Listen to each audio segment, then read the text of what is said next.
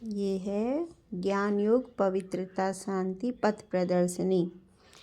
तो हमारे यहाँ पिक्चर गैलरी लगती है, पथ प्रदर्शनी लगती है, तो उसमें सारे पिक्चर्स का यूज करते हैं। देखिए, आत्मा क्या है और मन क्या है।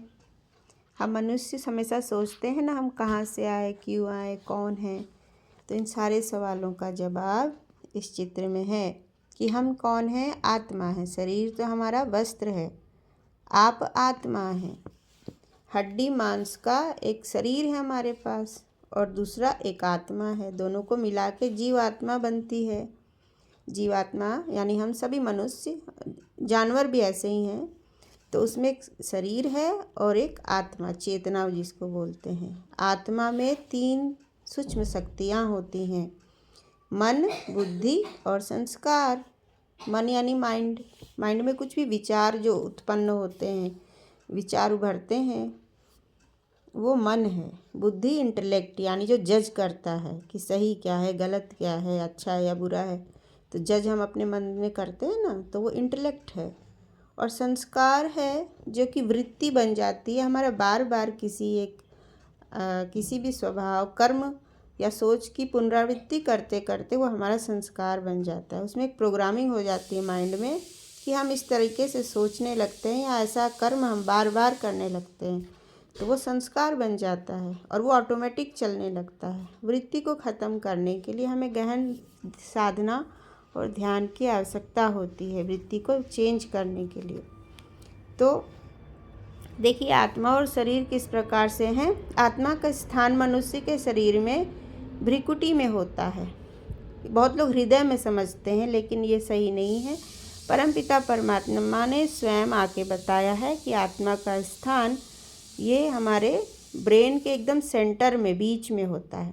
आगे भी नहीं होता। जहाँ बिंदी लगाते हैं वो स्मृति है कि आत्मा का यहीं पे स्थान है, लेकिन वो एकदम सेंटर में, ब्रेन के सेंटर में होता है। जैसे कि आप समझ सकते हैं, क्योंकि आत्मा ही सब चीज़ों को डायरेक्ट कर रही है, ऊर्जा दे रही है चलाने के लिए। उसके अंदर ही संस्कार है, स्वभाव है। जैसे सॉफ्टवेयर होता है ना किसी चीज़ में, मोबाइल में, कंप्यूटर में, तो ड्राइवर की तरह भी है आत्मा, क्योंकि वो हमारे सारे कर्मेंद्रियों को चलाती भी है। तो ड्राइवर कहाँ बैठेगा, बीच में, पीछे तो नहीं बैठेगा ना। जहाँ से ऑपरेट किया जा रहा है, ब्रेन में सारे हमारे ऑपरेटर्स होते हैं पूरी कर्मेंद्रियों को चलाने के लिए। तो ब्रेन को कंट्रोल करेगा ना। जैसे कि गाड़ी में ड्राइवर आगे बैठता है, पीछे तो नहीं बैठता है। जहाँ से कंट्रोल्स हैं, सारे कंट्रोल्स हैं उस गाड़ी को चलाने के लिए, वहाँ बैठता है ड्राइवर। उसी तरह आत्मा भी ब्रेन के सेंटर में बैठती है, क्योंकि ब्रेन से ही हमारे हर प्रकार के सूक्ष्म कर्म, स्थूल कर्म, स्वप्न भी देख रहे हों, चाहे हम सोच भी रहे हों, चाहे हम निर्णय ले रहे हों, और जो कर्म में चीज़ें आती हैं, हम अपने सारे कर्मेंद्रियों का जिस प्रकार यूज कर रहे हैं, 5 सेंसेस से हम जो इनपुट लेते हैं, वो सब कुछ ब्रेन में जाता है। वहाँ से फिर उसका आउटपुट दिया जाता है ऑपरेट करने के बाद। तो सारा ऑपरेशन ब्रेन से होता है, हमारे शरीर रूपी हार्डवेयर का। इसलिए आत्मा का स्थान हमारा ब्रेन में है, ब्रेन के सेंटर पॉइंट पे होता है। और इसी प्रकार एक जीव आत्मा बनती है। तो हम कौन हैं? असल में हम आत्मा हैं, शरीर को चलाने वाले। और ये शरीर पुराना भी होता है, और मृत्यु जब होती है तो आत्मा निकल जाती है शरीर को छोड़ के, क्योंकि शरीर 5 तत्व से बना, फिर 5 तत्वों में डिजॉल्व, डिकम्पोज हो जाता है। हार्डवेयर है ना वो। लेकिन चेतना कभी मरती नहीं है। चेतना के बारे में लोग पहले भी जानते कि आत्मा मरती नहीं है, एक जन्म से दूसरा जन्म लेती है। तो परमात्मा ने भी ये ज्ञान दिया कि आत्मा अजर अमर अविनाशी है, जो गीता का ज्ञान है।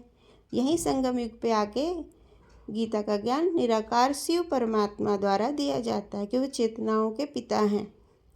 तो उन्होंने ये बताया कि आत्मा चैतन्य है, तुम आत्मा हो, कभी मरते नहीं हो। तुम एक शरीर के बाद दूसरा शरीर छोड़ते हो जब वो पुराना हो जाता है, कभी स्त्री कभी पुरुष का शरीर धारण करते हो। तो ये हमारा पहला चित्र है जो चित्र प्रदर्शनी में समझाया जाता है। हु आर यू क्वेश्चन का आंसर है आप कौन हैं। तो आप एक आत्मा हैं, अपने आप को समझिए। और आत्मा समझने से बहुत सारी परेशानियां हमारी ख़त्म होने लगती है, बहुत सारे प्रॉब्लम सॉल्व हो जाते हैं। हमारे बहुत सारे सवालों के जवाब मिलने शुरू हो जाते हैं। सोल कॉन्शियसनेस की प्रैक्टिस भी कराई जाती है हमारे सेंटर पे। तो ये पहला पाठ है, हम एक आत्मा है। भ्रुकुटी के मध्य अपने आप को चमकता हुआ बिंदु सितारा समझने का बार बार अभ्यास करें। इससे हमारे बुरे संस्कार स्वभाव भी परिवर्तित होते हैं और आत्मा अपने मूल गुणों को धारण करना शुरू कर देती है। आत्मा अपने मूल स्वरूप में आ जाती है। धन्यवाद। अगली बार हम दूसरा चित्र समझेंगे। ओम शांति।